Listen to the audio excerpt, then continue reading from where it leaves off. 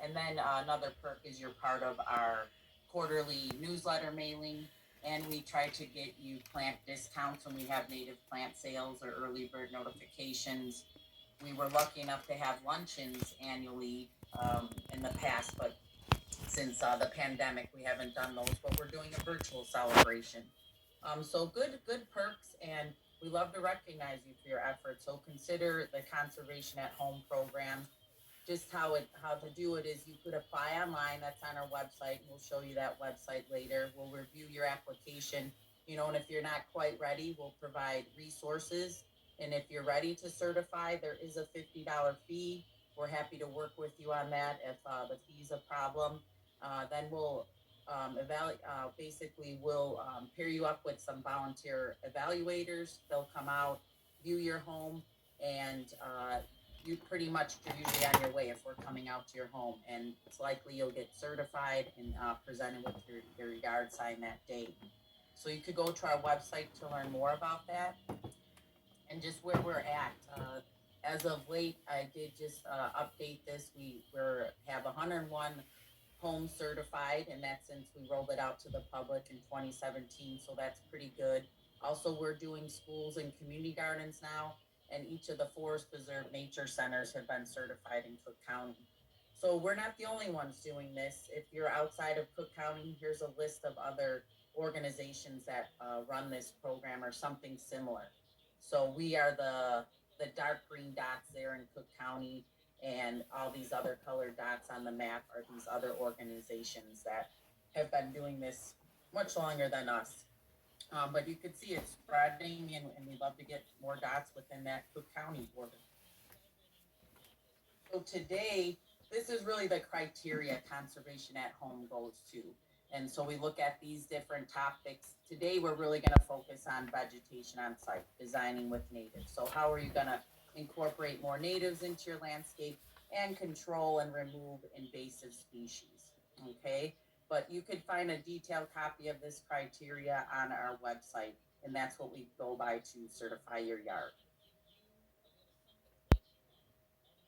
And at this time, if I just want to introduce Val, I know she's been chatting with a few of you, and this is her email. So if you're interested in the Conservation at Home program, please reach out to Val. But if you want to put out your camera and just say hi so they see it, Val, that'd be great. Hi everyone. Can you see me? I don't know. Maybe not. We can see you. Anyways, my You're name. visible. I am visible. Okay, yikes. um, Happy Saturday morning. Thank you all for tuning in. Thank you, Nancy and Jamie, for coming up with this program. It's excellent, and I do recognize some of the people that have tuned in, so I'm really excited. Um, Thanks, Sarah. Um, anyways, really reach out to me if there's any questions, thoughts, concerns. I can also connect you with other staff members or our wonderful volunteers and coordinator for the Conservation at Home program, as well as the Master Naturalist, and really helping people feel comfortable with um, developing their properties into beautiful, environmentally friendly, and properties that are alive is really what I love to do. So please don't hesitate to reach out, and thank you. Oh, and I'll be tuning in also on the 25th and 27th to help with some of the processes. So look forward to connecting again. Great. Thank you, Val. So again, Val's our go-to for Conservation at Home, and glad you could put a name to a face. So again, why do we like native plants? They're really adapted to our local environment, so they could handle our harsh conditions, and they tolerate drought conditions. But also, there's a lot of wet-loving plants. I find more people are looking for wet-loving plants because we have increased storms, right? We have more frequent storms, more intense storms, and so basically from a landscape architecture standpoint, a lot of our storm sewers weren't designed to handle the storms we're having currently. And so all the more reason to reduce turf grass and put in native plants that could tolerate our extreme conditions, whether it be a fluctuation in water, fluctuation in temperature, things like that. And then, of course, the bonus is that they encourage and feed our local wildlife. So that's a great thing. And we always love using this image because it shows what's happening above and below ground, and just how deep some of these native plants go, 14 to 15 feet. And we're not talking woody plants, trees or shrubs. These are just herbaceous perennials like prairie plants. And so, very interesting to see this illustration, and you can find this online. And just a nice comparison of your typical landscape plants, things like spirea, daylily, fountain grass, and turf on the left-hand side, compared to some of our native plants, buffalo grass, prairie dropseed, black-eyed Susan, common nine bark. So these are just nice, just a few of the alternatives you can use to your traditional non-natives. And our lovely eastern redbud in bloom. This is one of our native understory trees, just a gorgeous tree. And it has great year round characteristics. This is outstanding in the spring, but it also has nice leaves, nice pods in the fall, decent fall color, a yellowing fall color. Now, consider it is an understory tree. So, when it comes out in the elements and it's not as protected, it can be weak wooded. It's fairly short lived. You'll get maybe 30 years out of this unless you have an outstanding specimen. So you want to be sure to prune. Prune is a big maintenance thing, and that's with any woody plant. You got to shape them and keep them growing strong, and pruning is a big step. I'll talk a lot about, soils, pruning, and if you want any more information on that, I'm not going to go into great detail, but you could certainly email me, and I have plenty of information to share. So an example of common milkweed. This is a great native plant. It actually supports the monarch butterfly, and so a lot of people are familiar with this excellent flower. So great aesthetics. Now it can spread. You can see that root there next to the person, and how it spreads. It actually spreads by rhizomes, but it also will spread by seed here. So in these seed pods on any of the milkweeds, we try to control the spread because it will pop up all over your garden. So maybe if you have a large area where you're just letting the garden go wild, do its thing, maybe that's in your backyard. Um, Eventually, that could be okay, but it will spread and take over. So this is one of the more aggressive milkweeds because it not only spreads by those seeds, but also rhizomes. So you want to be careful with this one. Initially, it might outcompete some of the other natives, but no fear, there's plenty of other milkweeds that are native to our area that will support monarchs. So swamp milkweed, of course, this is going to like wet conditions, so don't plant this in dry. World milkweed is pretty versatile in its growing conditions.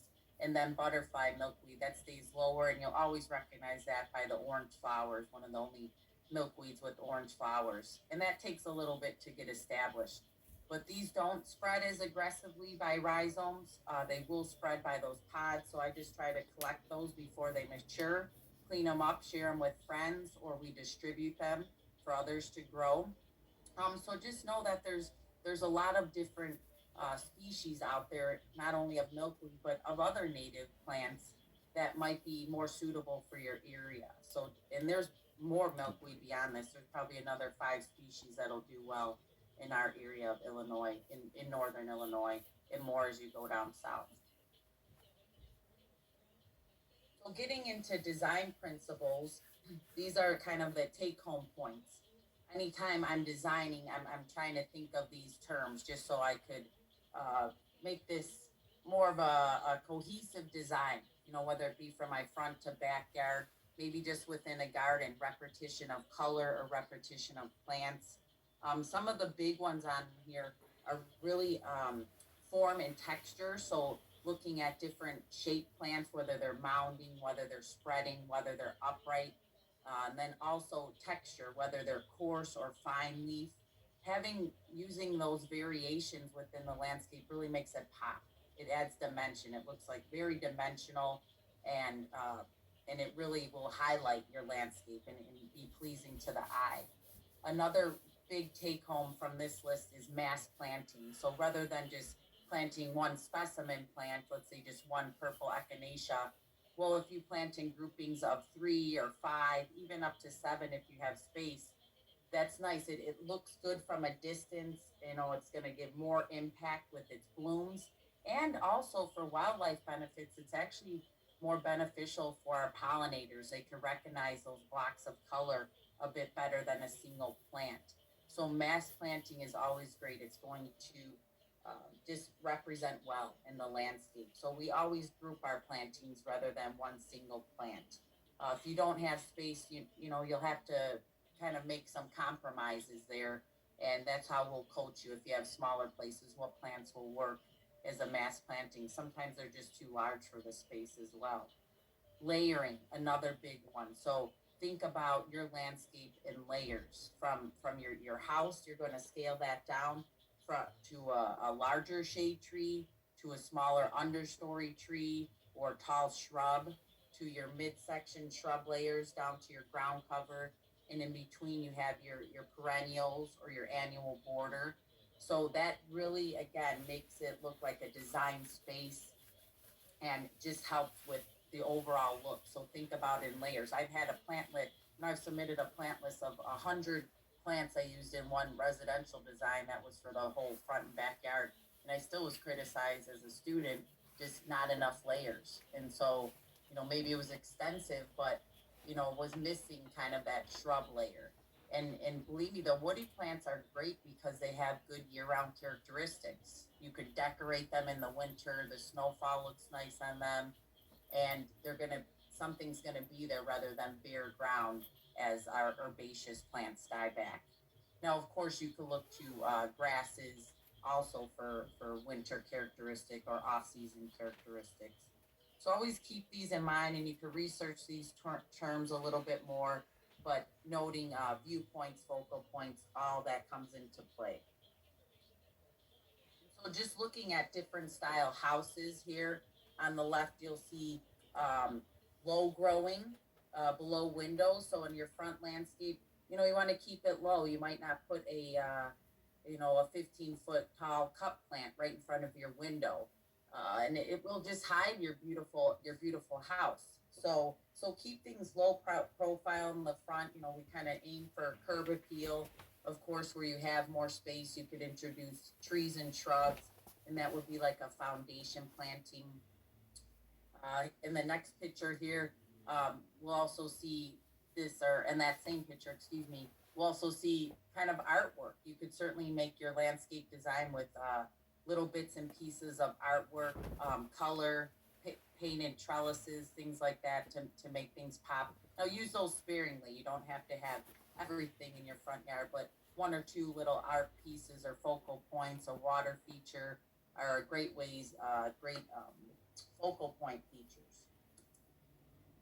Now this is a great image of the layering effect there on the top right. So they kept that tall cup plant back further where it's not in front of the window. I know it looks like Joe Pye, that tall, pinker, fluffier one, that might be a little bit tall where it's blocking the window, but if you're not too worried about it, that's okay. What I really like about this is the different texture. It's having various blooms. It is a mix of non-natives and natives, and that's okay. We're not, saying go out there and convert your whole yard to natives. I mean, eventually you might get there, but maybe your initial goal is aiming for 50% natives. And believe me, that will help with supporting our wildlife. So curb appeal, again, keeping things low profile. We do get calls about, they have a prairie in their front yard. It's obstructing the view, and sometimes there will be neighborly complaints. So we try to keep things pretty low profile in a front landscape, and then you have more wiggle room in the back landscape. And of course, if you're on a lot of acreage, you probably have extra wiggle room and could really let your yard go natural. Edging is another big one. So you whether do that with hardscapes or some type of stone, retaining wall bricks, that really makes your design complete. It kind of ties things together, defines edges. Even if you don't have a physical material, you could just do edging with a little divot and just do a little trench around your turf or your landscape bed to kind of divide it from, if you have turf growing, that really helps define that space. Excuse me. Now, when you're looking at getting ready and preparing, what I like to do is take a lot of photographs. So I take photographs from inside my house. Even if I could get close to my neighbor's house, what are they seeing? Do I need privacy? So those things, I'll give you like a checklist of a site analysis. So where do I need screening? Where do I need privacy? Maybe I have these difficult areas, like something like this steep slope. In that case, you're just going to have to terrace it. I mean, it's really hard to grow plants on something like that.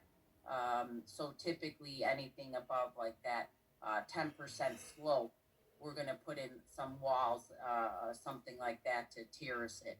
Small planting areas, I mean, this is where you look for those low growing perennials. Maybe you're looking at a native sedum to grow in that area if you had full sun. Otherwise, you're going to look for, woodland plants, ground covers.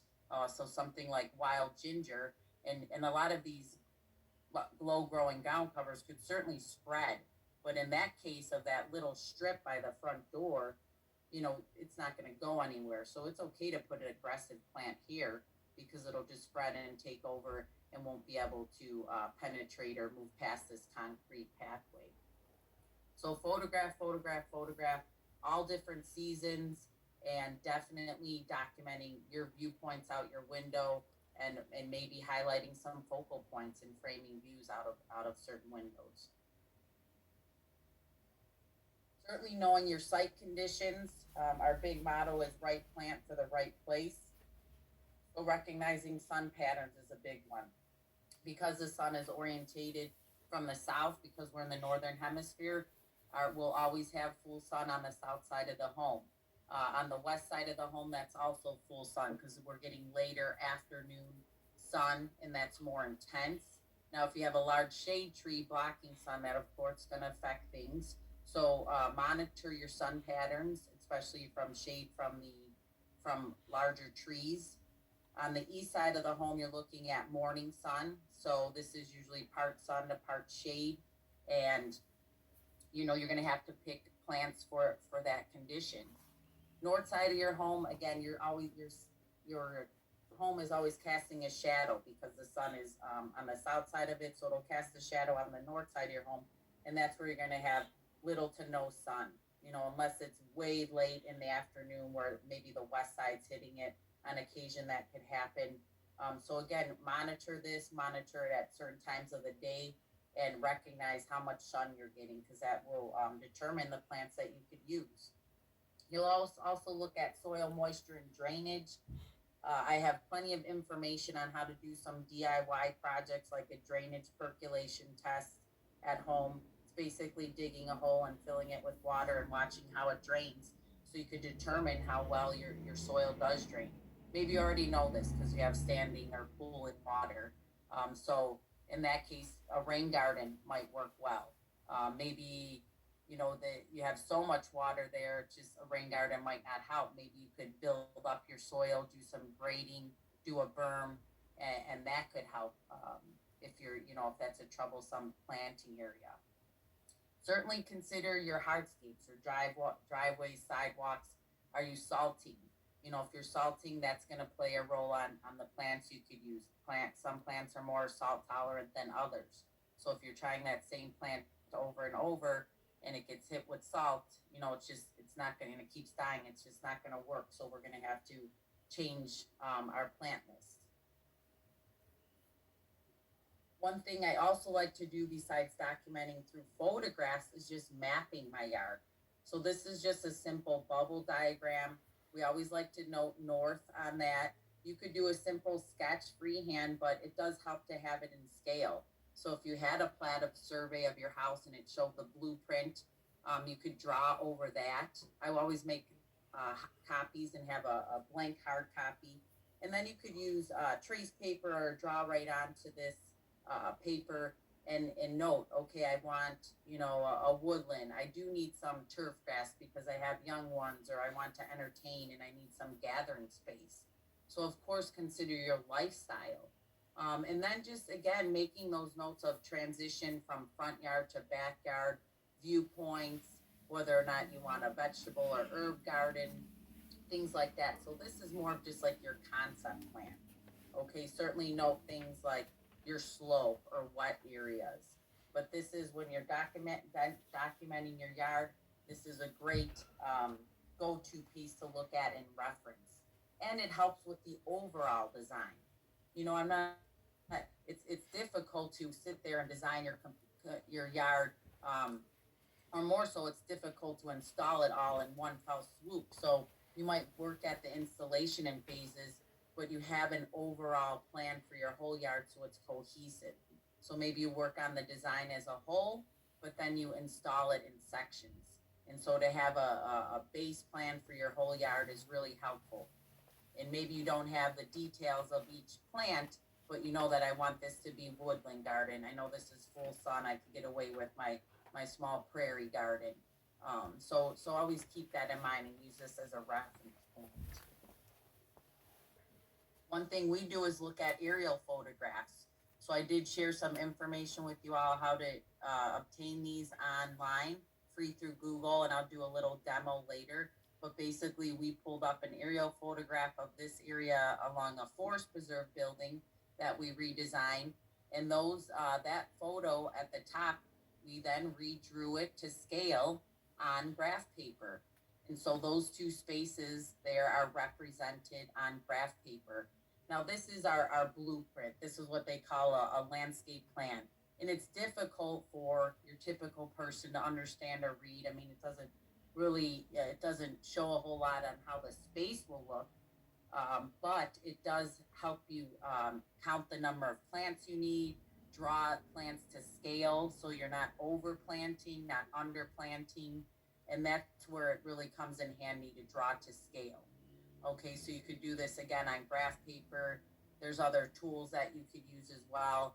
And if we have time today, I could share a little demonstration video on drawing to scale. And so again, that blueprint maybe didn't give you an idea of what the space will look like, but you could simply print a photograph and draw right on it. It doesn't have to be artistic, perfect. It's just to draw some shapes to get an idea of how the plants are going to look in real space. So if we look here on the right, we'll see this is a tall 6-foot fence. Well, we want to have some screening here, so they're putting taller upright plants. They want to have this centerpiece of a nice tree, maybe as a focal point looking out their window, some edging along here. And so now you could see the design come together in kind of this 3D, more of a three-dimensional photograph. So again, use these plans for your spacing. They're calling out dimensions. They'll give you the exact number of plants you need. And then use a typical drawing like this, just drawing on a photograph to visualize the space. And then as you're going to plant this, you'll lay out all your plants, and you might have to rework some things. I always like to lay out all the potted plants on the landscape before I start installing them and maybe rearrange them. Certainly as trees grow in the nursery, there's going to be a better side to a tree. Maybe this side didn't get as much sun, and I could face that not as nice looking side against my fence and then have the nicer side facing me. So some of those situations come up, or centering the tree in a hole. So always set these, take a step back, look, some final changes. That trace paper, so just wanted to show you what that looks like. I know we're not all, architects to draw this, and it doesn't have to be this pretty. But again, if you lay trace paper on a photograph or over your survey or a plan and start reworking different designs, this is helpful because you could visualize the space and rework the design without ruining your base plan. So usually there's a legend, and you could draw trees in different shapes to represent, evergreen versus deciduous. But this is really helpful process to visualize the space again. You could also use different programs. I mean, I like to hand draw. I don't have AutoCAD. That's a pretty expensive program. That's a lot of landscape architects use. but there are other landscape design programs out there, softwares that you could use. I don't use them because that's not a big part of my job. But I would just look for reviews online to see which ones work well. And what I would look for is something that has a great database of a plant library. And so you could pick and choose plants that pop in to a landscape, and they already are in the program for you. So you don't have to, design or redraw a evergreen tree. They have a nice selection of different evergreen trees you could put in. Or you could do something simple with just circles. So this could be done even in something like PowerPoint, even Word, just putting different shapes in there and then color coding them, of course, with the name. And this could just be a nice little pollinator pocket garden here. And so you see nice groupings of plants, and then you see some standalone plants that are able to stand alone and just be a specimen plant. So this is a pretty small, 4x6 oval. Ideally, if you have more space, you could incorporate more plants in larger groupings. Now, maintenance and installation, that's a big part of this process. I don't want you all thinking, oh, well, I'm planting natives and, I'm not going to have to maintain much because they'll do their own thing. I mean, yes, they will do their own thing, and more so of just spreading and naturalizing. So if you go through all this trouble of laying out a design and placing plants in the right place, it's difficult to keep those in place sometimes. These could be aggressive spreaders that if in optimum conditions, they could spread by either underground structures of roots or by seed. So sometimes, from time to time, I do have to deadhead, like Monarda is one example that does spread aggressively by seed. So that's your bee balm or your bergamot.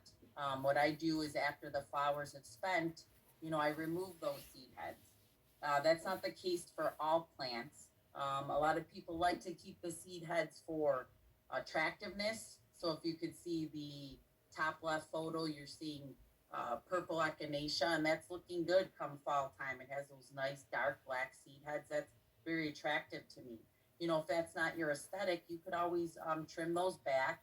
I just like to remove the seed heads though, because what happens if you cut everything back in the fall, it eliminates overwintering sites for our native pollinators and native wildlife. So a lot of our insects like to burrow into these hollow stems and overwinter that way. They like some leaf litter on the ground so they could overwinter. And so keep that in mind. If you have a very aggressive plant and you need to deadhead it, feel free. But if the seeds aren't spreading, then I would let them be for me. And a lot of birds like to come and eat them as well.